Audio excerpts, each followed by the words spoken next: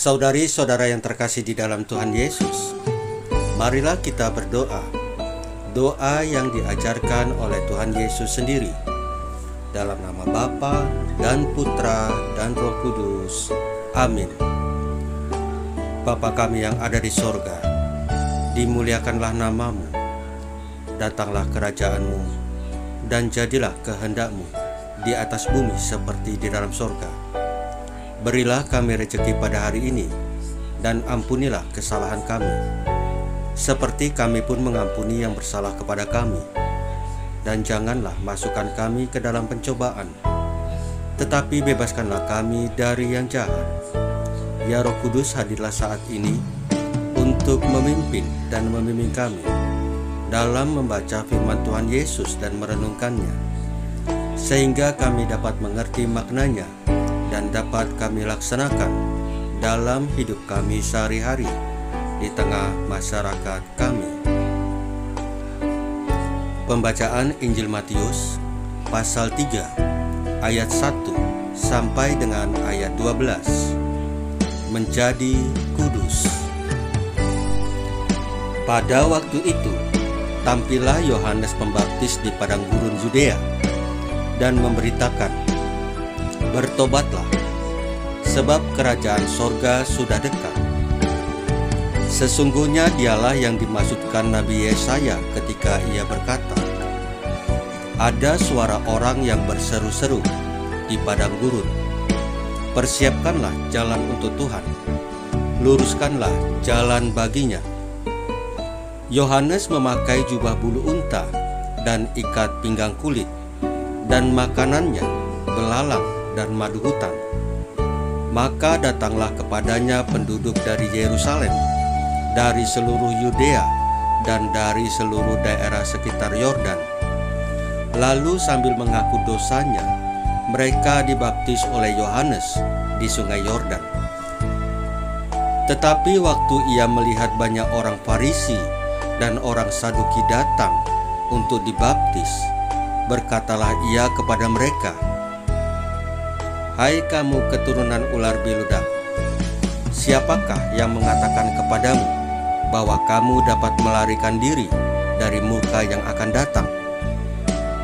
Jadi hasilkanlah buah yang sesuai dengan pertobatan, dan janganlah mengira bahwa kamu dapat berkata dalam hatimu, 'Abraham adalah bapa kami.' Karena aku berkata kepadamu, Allah dapat menjadikan anak-anak bagi Abraham dari batu-batu ini. Kapak sudah tersedia pada akar pohon, dan setiap pohon yang tidak menghasilkan buah yang baik pasti ditebang dan dibuang ke dalam api. Aku membaptis kamu dengan air sebagai tanda pertobatan, tetapi ia yang datang kemudian daripadaku lebih berkuasa daripadaku, dan aku tidak layak melepaskan kasutnya. Ia akan membaptis kamu dengan Roh Kudus dan dengan api. Alat penampi sudah di tangannya. Ia akan membersihkan tempat pengirikannya dan mengumpulkan gandumnya ke dalam lumbung. Tetapi debu jerami itu akan dibakarnya dalam api yang tidak terpadamkan."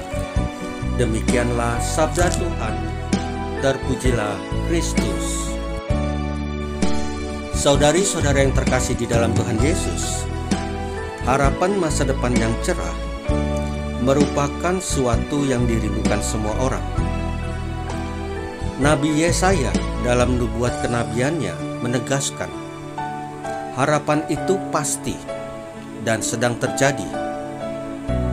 Akan muncul tunggul Isai yang akan memberikan rahmat penebusan kepada banyak orang yang percaya, karena mereka akan menerima karunia roh, bukan hal-hal duniawi.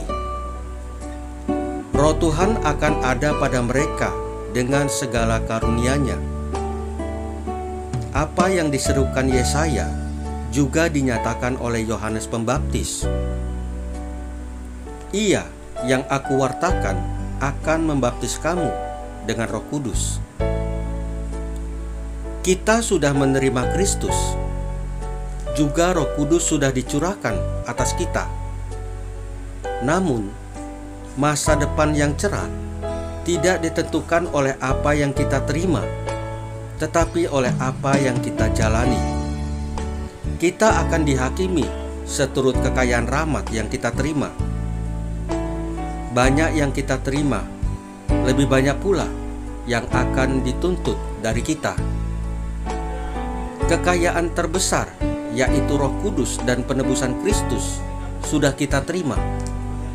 Kita dituntut hidup di bawah bimbingan Roh Kudus dan berusaha kudus, sama seperti Allah kudus adanya. Bisakah kita menjadi kudus? Banyak santo atau santa yang berasal dari kalangan umat biasa, awam sederhana, yang menjadi teladan kekudusan bagi kita. Mereka menjadi kudus bukan karena melakukan pekerjaan besar dan luar biasa, tetapi justru karena tekun dan setia dalam pekerjaan sekecil dan sederhana. Mereka hidup dengan jujur, hidup penuh cinta kasih, setia mengikuti Ekaristi, bertekun di dalam doa, menerima sakramen-sakramen, dan selalu terlibat dalam karya amal kasih. Mereka setia melakukan pekerjaan-pekerjaan kecil dengan cinta yang besar dan tanpa menuntut balas budi. Kita punya potensi untuk menjadi kudus karena Roh Kudus sendiri tinggal di dalam diri, di dalam hati, dan di dalam hidup kita. Saudari-saudara yang terkasih di dalam Tuhan Yesus, marilah kita berdoa. Ya Bapa, terangilah hati dan budi kami untuk menjadi berkat bagi sesama kami. Salam Maria, penuh rahmat, Tuhan sertamu. Terpujilah engkau di antara wanita, dan terpujilah buah tubuhmu Yesus. Santa Maria Bunda Allah, doakanlah kami yang berdosa ini, sekarang dan waktu kami mati. Ya Tuhan Yesus, tambahkanlah iman kami hanya kepadamu saja, karena Engkau adalah Tuhan dan Juru Selamat kami satu-satunya. Tidak ada yang lain. Dalam nama Bapa dan Putra dan Roh Kudus. Amin. Saudari-saudara yang terkasih di dalam Tuhan Yesus, bacaan firman dan renungan hari ini sudah selesai. Tuhan Yesus memberkati kita semua.